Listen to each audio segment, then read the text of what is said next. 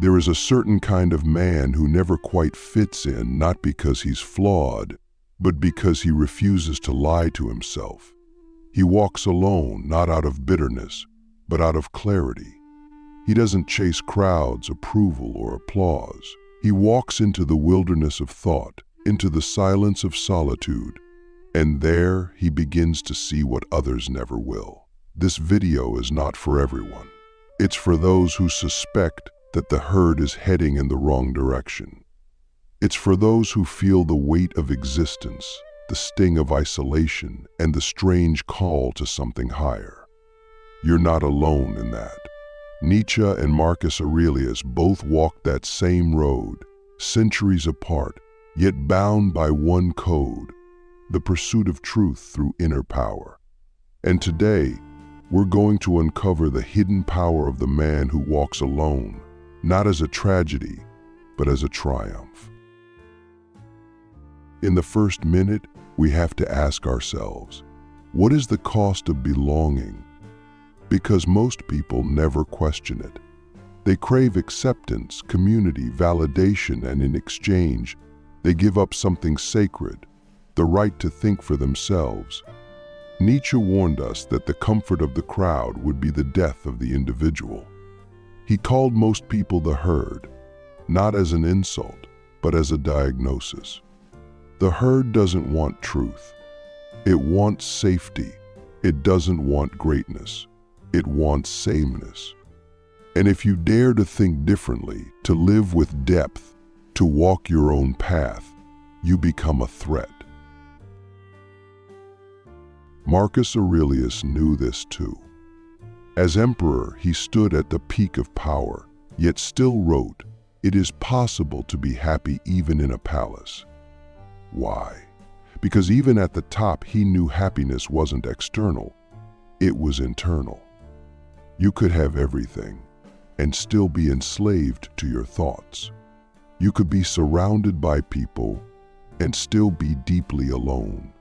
But Marcus chose solitude within himself, not isolation from others. That's the key.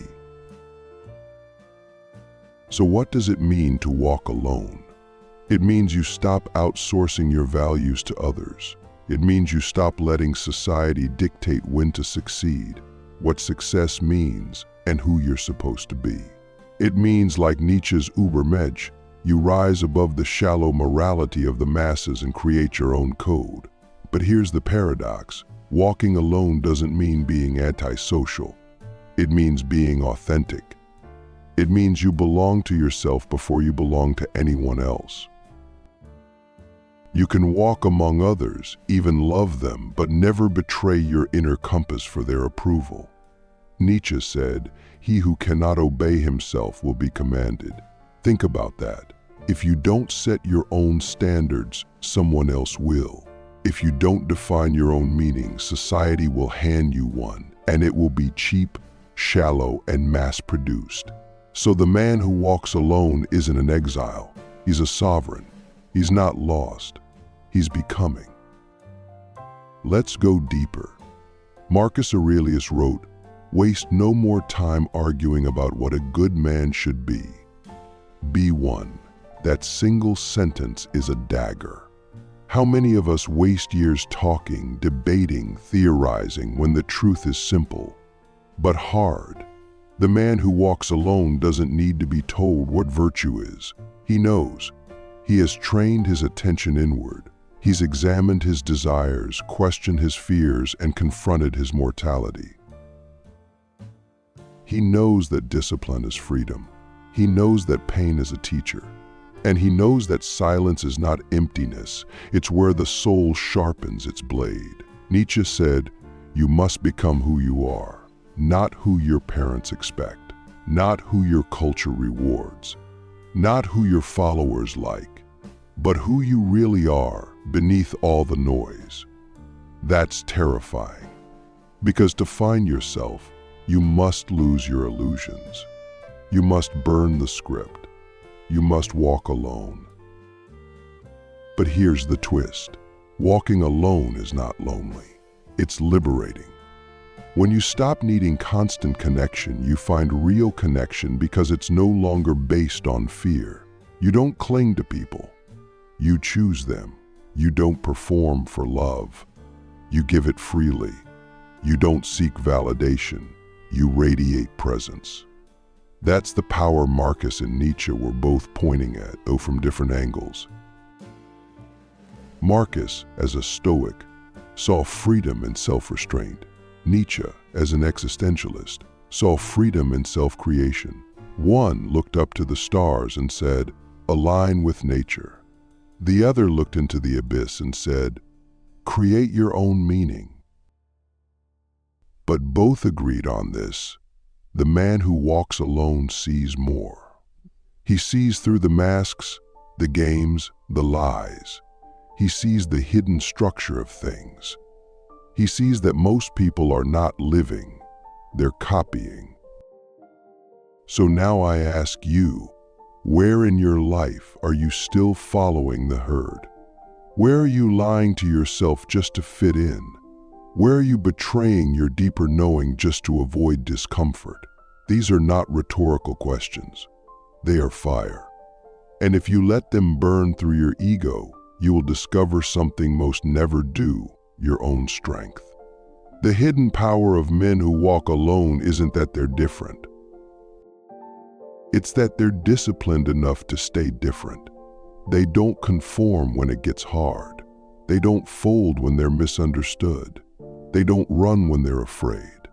They stand, not for attention, but for truth. And in doing so, they become lighthouses in a world of fog. There's something sacred that happens when a man learns to sit in silence with himself and not run. We live in a culture that fears solitude. It's treated like a disease, something to be cured with noise, attention, endless scrolling, and shallow conversations. But Nietzsche said, the individual has always had to struggle to keep from being overwhelmed by the tribe. And Marcus Aurelius, centuries earlier, wrote that the soul becomes dyed with the color of its thoughts.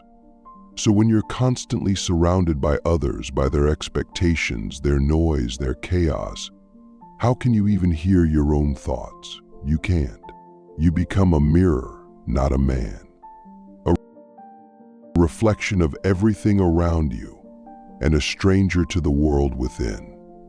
But solitude, chosen, deliberate solitude, is not a weakness. It's a forge. It's where you meet your own mind, stripped of distraction, and finally begin to shape it with intention. That's when the real transformation begins. Most people only know two states: stimulation and boredom. But the man who walks alone discovers a third state: depth. At first, solitude feels empty. You'll want to run back to comfort. You'll want to check your phone, talk to someone, distract yourself. But if you stay, if you sit with the discomfort, something opens. You begin to notice the patterns in your thinking. You notice how much of your identity was built around pleasing others. You notice the fears you've never faced, the desires you've never questioned, the pain you've never processed. It's humbling. It can even be terrifying, but it's also powerful. Because once you see the truth of who you've become, you can begin the work of becoming something else. Not a reaction, not a product, but a force. A deliberate, self-aware, sharpened being.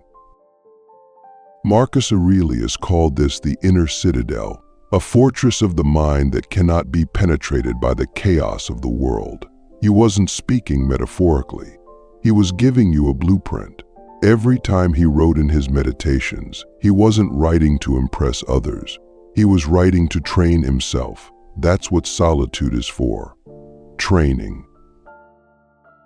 You sit with your thoughts, and instead of letting them control you, you observe them. You question them. You refine them.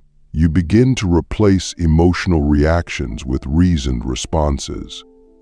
You begin to see how often your suffering comes not from events, but from your interpretations of events. You stop being a slave to impulse. You become a general of your own mind. And when you reach that level of clarity, you stop fearing other people's opinions because you've faced your own. And that's the hardest battle of all. Nietzsche, in his own way, called for the same thing. He didn't want men to be comfortable. He wanted them to be strong, not muscular, but spiritually strong. He believed that suffering, when faced directly, could become the catalyst for creation.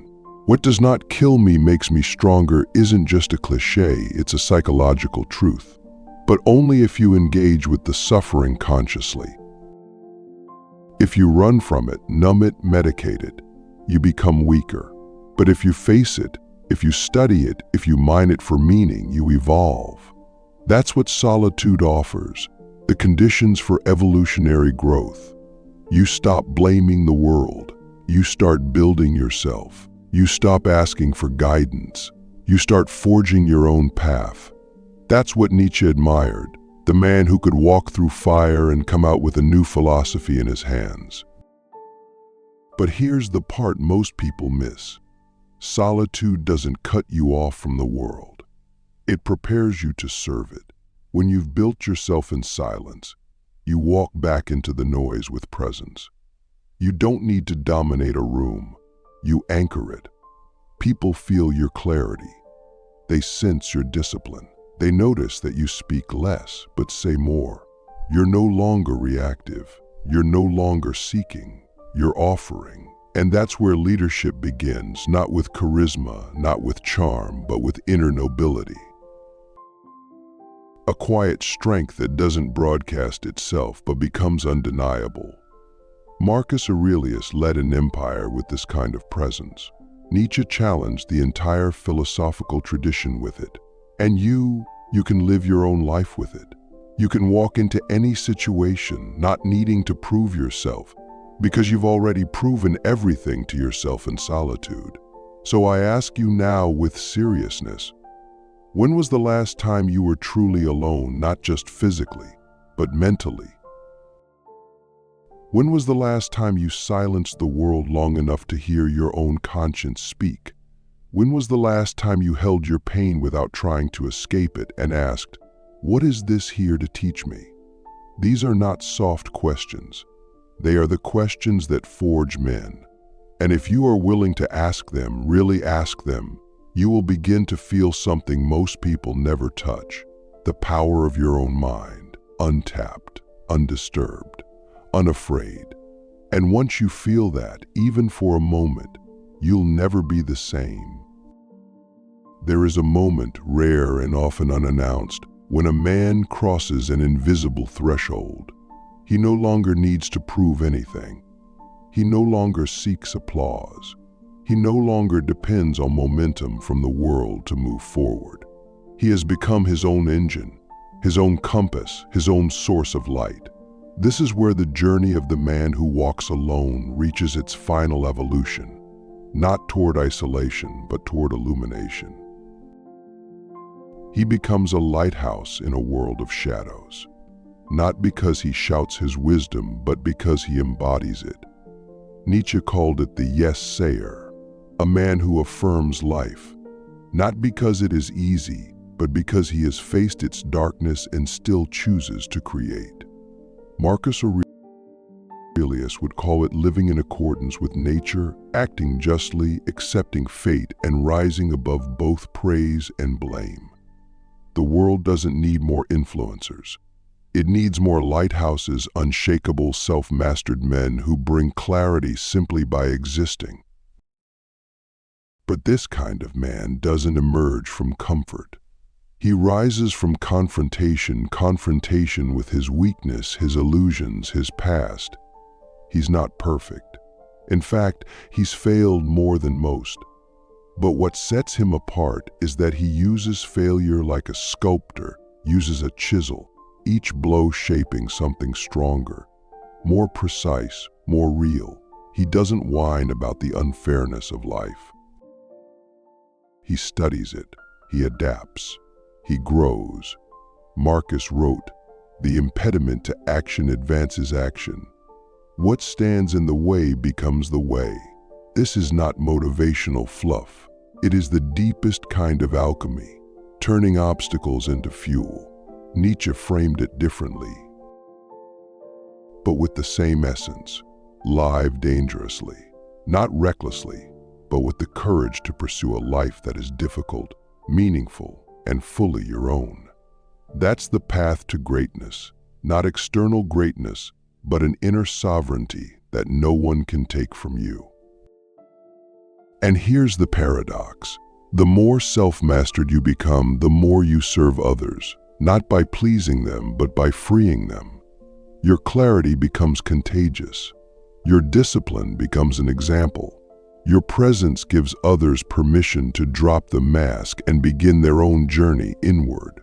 That's the hidden legacy of the man who walks alone. He doesn't leave behind followers. He leaves behind thinkers. He doesn't build dependence. He builds strength in others by showing what's possible. This is how Marcus ruled an empire without being consumed by it. This is how Nietzsche shook the foundations of philosophy without forming a cult. They didn't want your worship. They wanted your awakening. And if you're listening to this, really listening, maybe that awakening has already begun. Maybe something deep within you recognizes that the time for hiding is over. That your highest potential isn't found in comfort or approval or imitation, but in self-command. So what does it mean to become a lighthouse in practical terms? It means you begin to live by deliberate code. You don't speak unless your words are aligned with your truth. You don't act unless your action serves your deeper values. You don't chase attention, status, or validation. Instead, you build. You build your habits, your body, your mind, your craft. You build even when no one is watching. Especially when no one is watching. Because you know that every moment of silence is a chance to strengthen your signal. That's what lighthouses do. They don't move. They don't beg. They shine. Quietly, steadily, unapologetically. And those who are ready will find their way to you. Not because you called them, but because your light made them remember their own. Still, you will be misunderstood. That is part of the path. Nietzsche was mocked, then ignored, then later hailed as a genius, far too late for him to hear it. Marcus was never trying to be remembered, he was just trying to do the right thing in a chaotic world. If you walk this path, people will question your solitude. They'll call you arrogant, detached, too intense. But that's only because your presence confronts their unconsciousness. You are a mirror they don't want to look into. Don't let it stop you. If anything, let it remind you that you are on the right track. Because only dead fish go with the flow. And only men who've become deeply alive choose to walk against it. So I leave you with this. What would your life look like if you fully trusted your own mind? What choices would you make if you didn't need approval? What would you build if you stopped waiting for permission? These are not questions to entertain. They are questions to live. The hidden power of men who walk alone is not in their isolation. It is in their integration. They have faced their darkness and refused to be broken. They have walked through silence and emerged with a voice. They have lost the world and gained their soul. And in doing so, they become something rare. Not just men, not just thinkers, but guides, beacons, lighthouses, and the world is starving for them.